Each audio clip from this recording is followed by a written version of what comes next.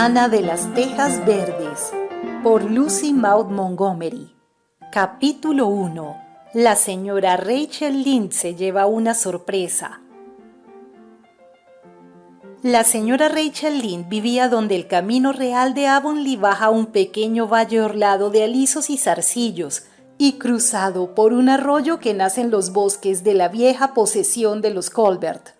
El arroyo tenía reputación de ser torrencial e intrincado en su curso superior entre los bosques, con secretos y oscuros remansos y cascadas, pero al llegar a Lindes Hollow era una pequeña corriente tranquila y bien educada, pues ni siquiera un arroyo podía pasar frente a la puerta de la señora Rachel Lynde sin el debido respeto por la decencia y el decoro. Probablemente se daba cuenta de que la señora Rachel estaría sentada junto a su ventana, observando con ojo avisor a todo el que pasaba, de arroyuelos y niños arriba, y si llegaba a reparar en algo extraño o fuera de lugar, no descansaría hasta descubrir el cómo y el por qué. Existe mucha gente, tanto en Avonlea como fuera de allí, que puede meterse en la vida de los demás a costa del descuido de la propia. Pero la señora Rachel Lynde era una de esas personas mañosas que son capaces de vigilar al unísono los asuntos propios y los ajenos. Ama de casa notable, su trabajo estaba siempre hecho y bien. Dirigía el círculo de costura, ayudaba en la escuela dominical y era el más fuerte puntal de la sociedad de ayuda de la iglesia y de auxilio a las misiones en el exterior. Y a pesar de todo eso, la señora Rachel hallaba tiempo abundante para sentarse horas enteras junto a la ventana de su cocina, tejiendo colchas de algodón retorcido. Había tejido 15, como se sentían inclinadas a decir las amas de casa de Avonlea en voz reverente, sin perder de vista el camino real que cruzaba el vallecito y subía la empinada colina roja. Debido a que Avonlea ocupaba una pequeña península triangular que entraba en el Golfo de San Lawrence con agua a ambos lados, todo el que entraba o salía de allí debía tomar el camino de la colina y así pasar bajo el ojo atento de la señora Rachel. Allí estaba sentada una tarde de principios de junio. El sol entraba cálido y brillante por la ventana. En el huerto de la cuesta una zumbante nube de abejas cubría los capullos blancos y rojos. Thomas Lynde, un dócil hombrecillo a quien los habitantes de Avonlea llamaban el marido de Rachel Lynde, plantaba las semillas de nabo tardío en los campos situados más allá del establo, y Matthew Colbert debía haber estado plantando las suyas en el gran campo rojo del arroyo cerca de Tejas Verdes. La señora Rachel lo sabía porque le había oído decir a Peter Morrison la noche anterior en la tienda de William J. Blair que pensaba sembrar sus semillas de nabo durante la tarde siguiente. Peter se lo había preguntado desde luego, pues no había noticias de que Matthew Colbert hubiera dado en su vida voluntariamente información alguna. Sin embargo, allí iba Matthew Colbert a las 3:30 de la tarde en un día laborable, cruzando plácidamente el pequeño valle en su carricoche y subiendo la colina. Más aún, vestía sus mejores ropas y cuello blanco, lo cual quería decir que iba fuera de Avonlea, y guiaba la calesa con la yegua alazana, lo que significaba que recorrería una distancia considerable. Ahora bien, ¿a dónde iba Matthew Colbert y para qué iba? De haberse tratado de otro hombre de Avonlea, la señora Rachel, atando cabos diestramente, podía haber contestado ambas preguntas con bastante acierto. Pero Matthew salía tan raramente del lugar que debía ser algo apremiante y poco común lo que le llevaba. Era el hombre más tímido de la creación y odiaba tener que ir donde hubiera extraños o tuviera que hablar. Matthew, con el cuello blanco y en calesa, era algo que no se veía a menudo. La señora Rachel, por más que reflexionara, nada pudo sacar en limpio, lo que malogró su diversión en aquella tarde. Iré hasta Tejas Verdes después del té y sabré por Marila dónde ha ido y por qué, decidió por fin la respetable señora. Normalmente no va al pueblo en esta época del año y nunca hace visitas. Si se hubiera quedado sin semillas de nabo, no se habría vestido ni cogido la caleza para ir a buscar más. No demostraba prisas como para ir a buscar al médico, y sin embargo algo debe haberle pasado desde ayer noche para hacerle partir así. Estoy completamente perpleja, eso es, y no tendré un minuto de paz hasta que no sepa qué ha sacado de Avonlea a Matthew Colbert. En consecuencia, la señora Rachel partió después del té. No tenía que ir muy lejos. La casa con parrales y huerto donde vivían los Colbert estaba escasamente a 1/4 de milla por el camino desde Lindell's Hollow. En realidad, el largo sendero aumentaba bastante la distancia. Matthew Colbert, padre, tímido y silencioso como su hijo, al fundar su residencia se había alejado todo lo que pudo de sus congéneres hasta llegar casi a meterse en los bosques. Tejas Verdes había sido construido en los confines de sus tierras y allí seguía hasta entonces, apenas visible desde el camino real sobre el cual estaban situadas, demostrando un mayor sentido de la sociabilidad el resto de casas de Avonlea. La señora Rachel no consideraba que vivir en un lugar así pudiera merecer ese calificativo. Es un simple estar, nada más, decía mientras avanzaba por el sendero cruzado por profundos surcos y bordeado por rosas silvestres. No es de extrañar que Matthew y Marilla sean un poquito raros, viviendo aquí lejos y solos. Los árboles no hacen mucha compañía, aunque quién sabe si habría suficiente si así fuera. Yo prefiero mirar a la gente. Parecen bastante satisfechos, pero supongo que es porque están habituados. El cuerpo se acostumbra a todo hasta que lo cuelguen, como decía un irlandés. Pensando esto, la señora Rachel dejó el sendero y entró en el patio trasero de Tejas Verdes. Era un jardín muy verde, bien cuidado y ordenado, con grandes sauces a un lado y primorosas casuarinas al otro. No había ni un trozo de madera ni una piedra, pues en caso contrario la señora Rachel las hubiera descubierto. Tenía la opinión de que Marilla Colbert barría el jardín tan a menudo como ella su casa.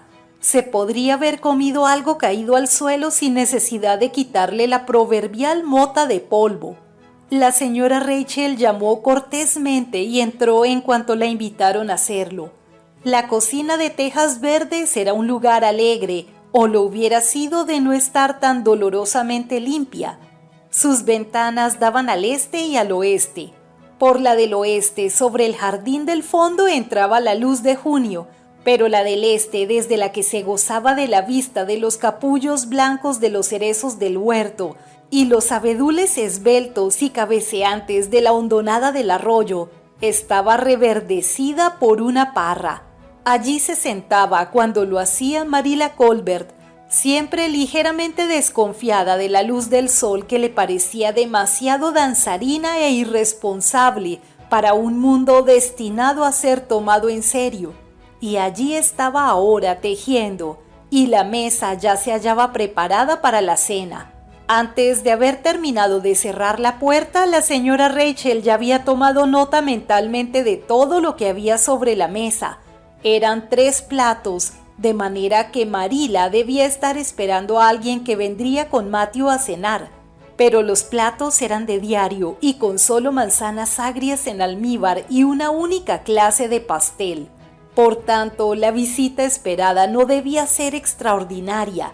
Entonces, ¿a qué venía el cuello blanco de Matthew y la yegua alazana?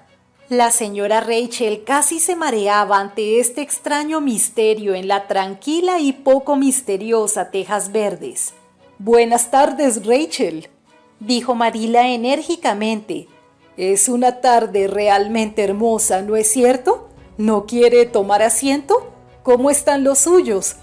Entre Marilla Colbert y la señora Rachel existía desde siempre algo que a falta de mejor nombre podía llamarse amistad, a pesar o quizás a causa de su diferencia. Marilla era una mujer alta y delgada, angulosa y sin curvas.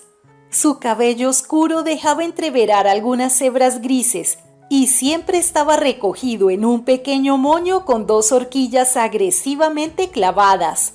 Tenía el aspecto de una mujer de mente estrecha y conciencia rígida, y así era, pero había una cierta promesa en sus labios que, de haber sido ligeramente desarrollada, podría haber sido indicativa de sentido del humor.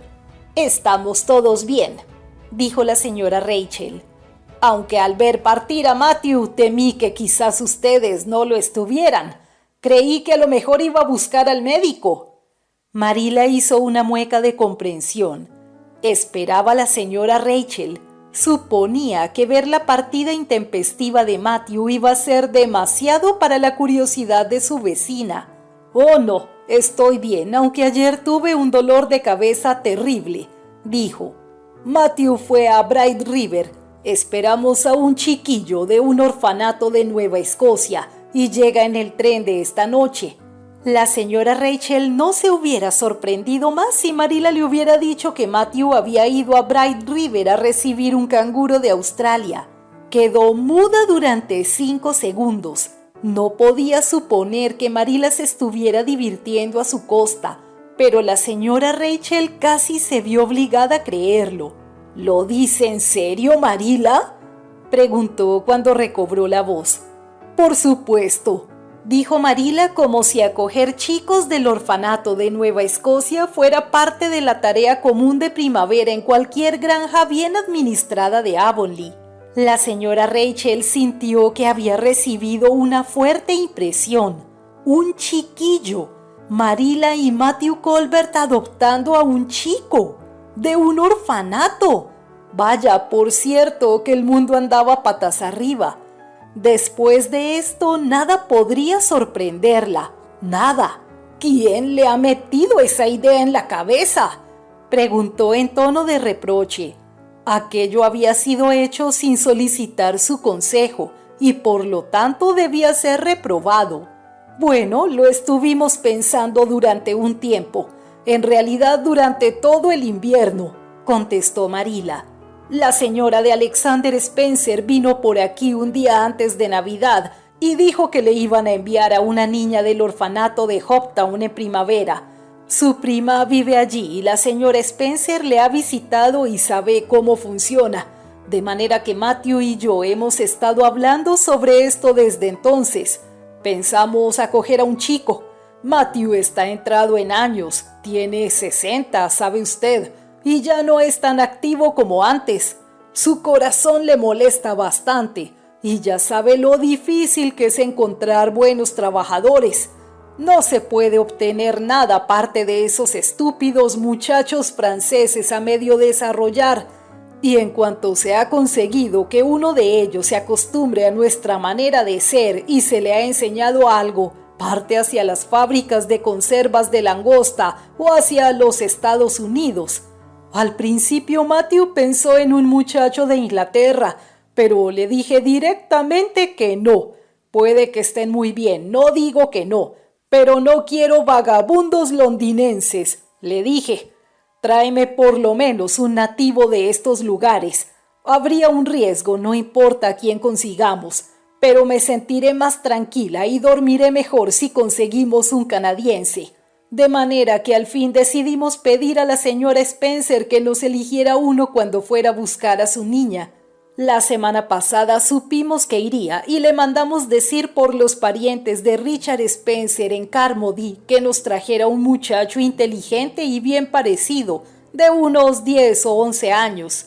Decidimos que esa sería la mejor edad, lo suficientemente mayor como para que preste ayuda en las tareas domésticas y lo suficientemente pequeño como para que se le pueda enseñar de la forma de vida. Pensamos darle un buen hogar y educación. Hoy el cartero trajo de la estación un telegrama de la señora Alexander Spencer diciendo que venía esta tarde en el tren de las 5:30, de manera que Matthew fue a Bright River a buscarlo. La señora Spencer lo dejará en la estación. Ella va a White Sands.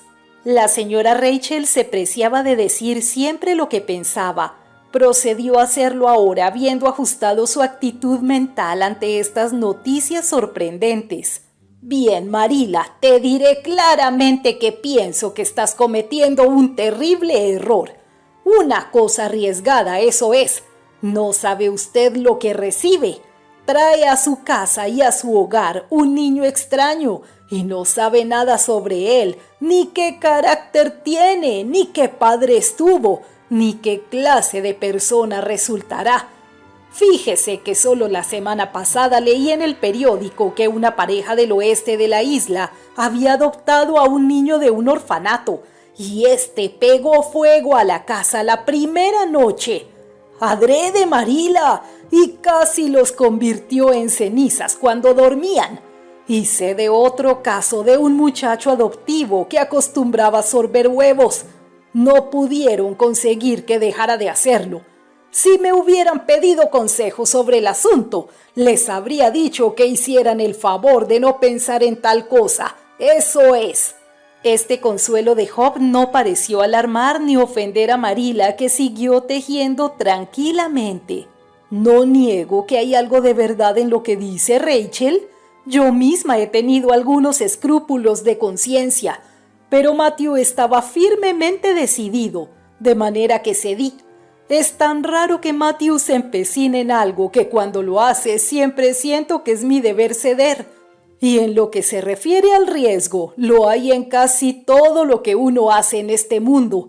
Hay riesgos en los niños propios si llega el caso. No siempre resultan buenos.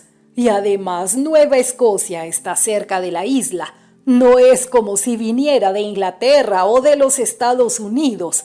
No puede ser muy distinto de nosotros. Bueno, espero que resulte bueno, dijo la señora Rachel con un tono que indicaba claramente sus dudas.